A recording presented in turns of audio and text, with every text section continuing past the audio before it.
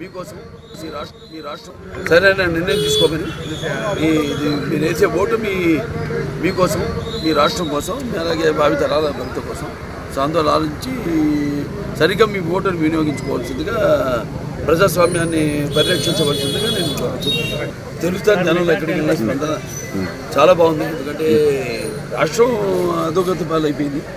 So వాళ్ళు పార్టీకి తోడుగా వాళ్ళు కూడా ఉన్నారు. ఇవాళ అందరూ కూడా బయటికి వచ్చారు.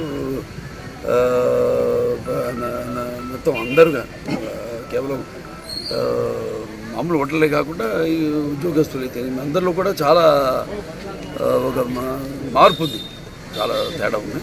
తప్పకుండా మా తెలుగుదేశాన్ని గెలిపిస్తారని విశ్వసిస్తాను. మొదటిసారి కంటే రెండోసారి ఎక్కువ ఇచ్చారు, రెండోసారి కంటే ఈసారి ఇంకో మూడోసారి ఇంకెక్కువ ఇస్తారని ఆశిస్తాను. సరే నిర్ణయం